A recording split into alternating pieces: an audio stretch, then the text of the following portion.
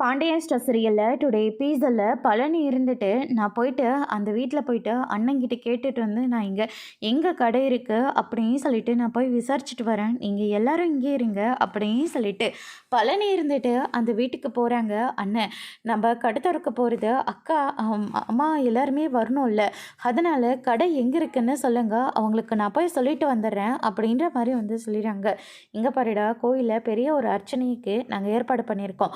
நம்ம கடைக்கிட்ட போகும்போது அவங்களுக்கு நம்ம கடையோட லொக்கேஷனை வந்து அனுப்புவோம். அதுக்கப்புறம் உன் மச்சான், ஓடுகளி அக்கா எல்லாருமே அதுக்கப்புறம் அந்த இடத்துக்கு வரட்டும். அது வரைக்கும் நம்ம யாருக்கும் எதுவும் சொல்ல வேண்டாம், முதல்ல கிளம்பு அப்படின்ற மாதிரி வந்து சொல்லிடுறாங்க. அதுக்கு அடுத்ததா இல்லைன்னா அது வந்து அப்படின்னு சொல்லிட்டு பழனி வந்து ஆரம்பிக்கிறாங்க. டேய், உனக்காக நானும் அண்ணாவும் இவ்வளோ கஷ்டப்பட்டு எல்லா ஏற்பாடும் பண்ணால் நீ அந்த ஓடுகளியை பற்றி மட்டும்தான் யோசிக்கிறல்ல, அந்த வீணாக போன மச்சானை மட்டும்தான் யோசிக்கிறல்ல, எங்களை பற்றின கவலை உனக்கு கொஞ்சம் கூட இல்லையடா அப்படின்னு சொல்லிட்டு சக்திவேல் வந்து கேட்கவும், அண்ணன் நான் ஒன்றும் அப்படியெல்லாம் சொல்லலை, வேற எப்படிடா சொல்லிட்டு இருக்கேன், எங்க பாரு கடைக்கிட்ட போவோம், அதுக்கப்புறம் லொக்கேஷன் அனுப்புவோம், நீயும் ஷாக் ஆகுவ, உன் மச்சானும் ஷாக் ஆகுவாங்க, உங்கள் ஓடுகள் அக்காவும் பயங்கரமாக ஷாக் ஆகுவாங்க.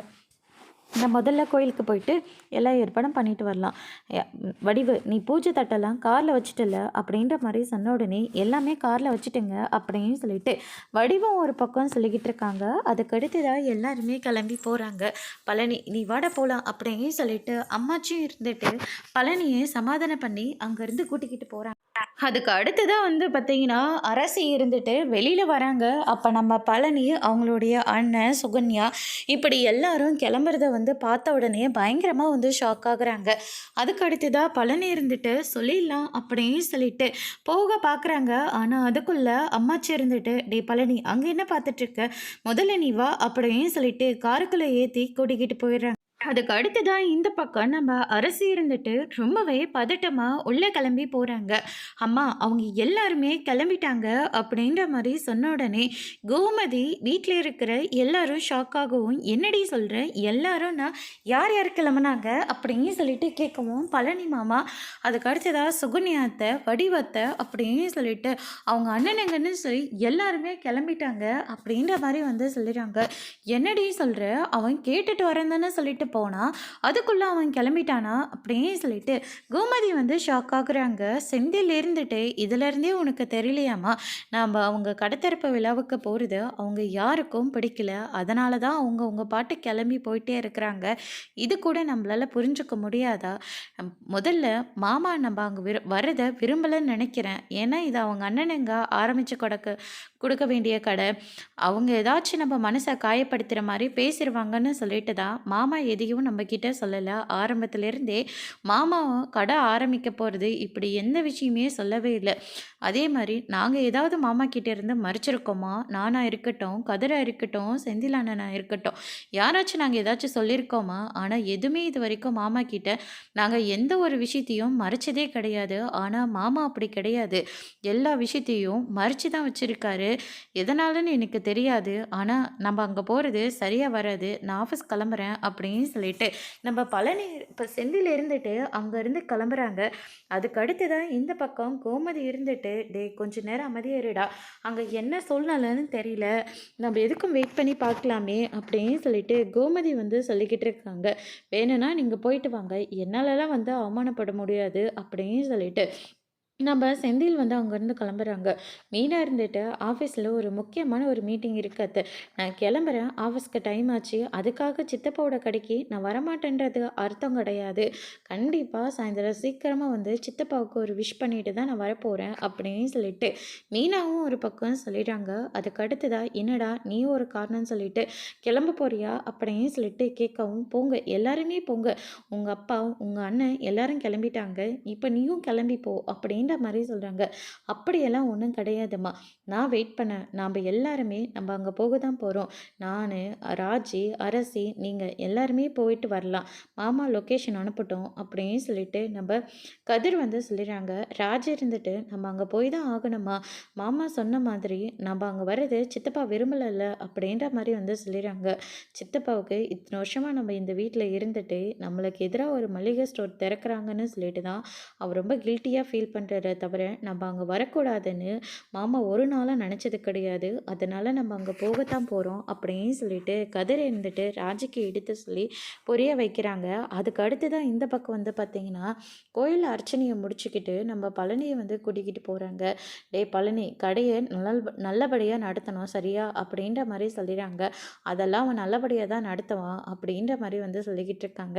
ஆமாம், நீங்கள் எந்த இடத்துல கடை இருக்கா அதாச்சும் சொல்லுங்களேன், நான் வீட்டுக்கு லொக்கேஷன் அனுப்பணும்ல, மச்சான் அக்கா அக்கா பசங்க எல்லாருமே வரணும்ல அப்படின்ற மாதிரி வந்து சொல்லிடுறாங்க. கண்டிப்பாக அந்த இடத்துக்கு போன உடனே நீ லொக்கேஷன் அனுப்பிடு, அவங்க வருவாங்க, பயங்கரமாக அதிர்ச்சி ஆகுவாங்க அப்படின்னு சொல்லிட்டு முத்துவேல் வந்து ஒரு பக்கம் சொல்லிக்கிட்டு இருக்காங்க. அதுக்கு அடுத்து தான் இந்த பக்கம் வந்து பார்த்திங்கன்னா நம்ம பாண்டியனுடைய கடைக்கு போகிற வழியில தான் அந்த காரும் போயிட்டுருக்கு. இந்த வழியில் எதுக்கு நான் போயிட்டுருக்கோம் அப்படின்ற மாதிரி வந்து சொல்லிடுறாங்க. கடையே இந்த பக்கம்தான்டா இருக்குது அப்படின்ற மாதிரி சொன்ன உடனே பழனி இருந்துட்டு ஷாக் ஆகுறாங்க.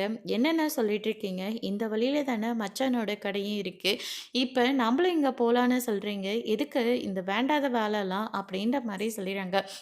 நாங்கள் தான் இந்த ராத்திரியும் பகலுமா கஷ்டப்பட்டு இந்த கடையை உருவாக்கியிருக்கோம், தேவையில்லாமல் எதையும் பேசக்கூடாது அப்படின்ற மாதிரி வந்து சொல்லிடுறாங்க. ஆனால் நான் சொல்கிறத கொஞ்சம் கேளுங்க, முதல்ல காரை விட்டு கீழே இறங்குடா, டைம் ஆயிட்டிருக்கு அப்படின்னு சொல்லிட்டு பழனியை கீழே இறக்கி கூட்டிகிட்டு வராங்க. பார்த்தா காந்தி மதி ஸ்டோர்ஸ் நேரக்கு.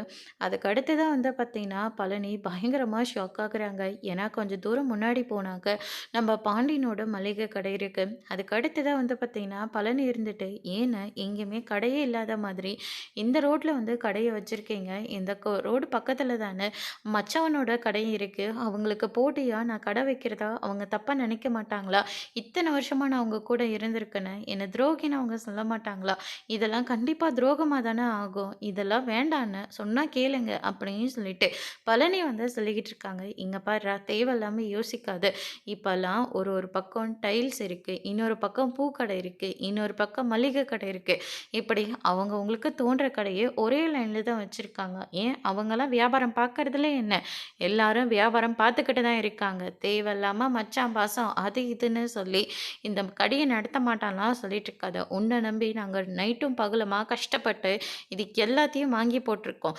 தேவையில்லாமல் எதையும் மனசை போட்டு குழப்பிக்காது, உன் மேலே உண்மையான பாசம் இருந்தால் அவங்க பெத்த புள்ள மாதிரி உன்னை நினச்சா கண்டிப்பாக யாரும் உன்னை தப்பாக நினைக்க மாட்டாங்க சரியா அப்படின்னு சொல்லிட்டு எல்லாருமே பழனிக்கு வந்து சமாதானம் சொல்லிக்கிட்டு இருக்காங்க. அதுக்கு அடுத்து தான் நம்ம சுகன்யா இருந்துட்டு நீங்கள் என் கூட கொஞ்சம் வாங்க, ஒரு 1000 ரூபாய் காசுக்கு உங்களை எவ்வளோ தூரம் அவமானப்படுத்தினாங்க, ஆனால் அவங்க பெத்த பிள்ளைங்க மட்டும்தான் நல்லா இருக்கணும்னு சொல்லிட்டு ஆளாளுக்கு ஒவ்வொரு வேலையை பிரித்து கொடுத்துட்டாரு, ஆனால் கடைசி வரைக்கும் உங்களை எடுபடியாக தான் வச்சிட்ருப்பேன்னு சொல்லி இப்போ அவங்க உங்களை எடுபடியாக மட்டும்தான் பார்க்குறாங்க, ஏதாவது ஒன்று குறைஞ்சா கூட உங்கள் தலை மேலே தானே போடுறாங்க, இந்த மாதிரி அவமானம்லாம் என்னாலலாம் பட முடியாது, உங்கள் கூட சேர்ந்துக்கிட்டு என்னால் கண்டிப்பாக அவமானப்பட முடியாது, உங்கள் அண்ணனுங்க கடை வச்சு கொடுத்துருக்காங்க, அதில் ராஜா மாதிரி இருக்கிற வழியை பாருங்க, மச்சனை பற்றி யோசித்து என் வாழ்க்கையை கெடுத்துடாதீங்க, இந்த கடையை நடத்த மாட்டேன்னு சொன்னீங்க, நான் இப்படி எங்கேயாச்சும் கிளம்பி போயிட்டே இருப்பேன் அப்படின்னு சொல்லிட்டு சுகுனியை வந்து சொல்லிடுறாங்க. பழனி இருந்துட்டு இது மச்சனுக்கு பண்ணுற பெரிய துரோகமாகும், அண்ணா வேண்டாண்ணே சொன்னால் கேளுங்க அப்படின்ற மாதிரி சொல்லிடுறாங்க.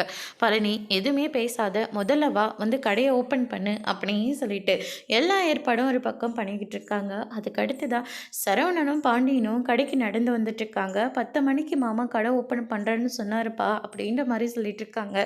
போகலாண்டா, முதல்ல நம்ம வேலையை பார்ப்போம் அப்படின்னு சொல்லிட்டு பாண்டியன் வந்து ஒரு பக்கம் சொல்லிக்கிட்டு இருக்காங்க. அதுக்கு அடுத்ததாக வழியில் போகிறவங்க இருந்துட்டு உன் கடைக்கு எதிர்த்தாப்புலேயோ ஒருத்தர் கடையை திறந்து வச்சுருக்காங்க அப்படின்ற மாதிரி சொல்லிடுறாங்க. இதை கேட்ட பாண்டியன் ரொம்பவே ஷாக் ஆகுறாங்க. நம்ம கடை இருக்கிறது தெரியுது, யார்ப்பா மளிகை கடை திறந்து வச்சிருப்பான், எந்த கிறுக்கன் திறந்து வச்சிருப்பான் அப்படின்னு சொல்லிட்டு சரவணனும் ஒரு பக்கம் சொல்லிக்கிட்டு இருக்காங்க. அதோடு இன்னைக்கான எபிசோட் முடிச்சிருக்காங்க. இனி பாண்டியன் ஸ்டார் சீரியலில் அடுத்தடுத்து என்னெல்லாம் நடக்க போகுதுன்றதை வெயிட் பண்ணி பார்க்கலாம். தேங்க்யூ.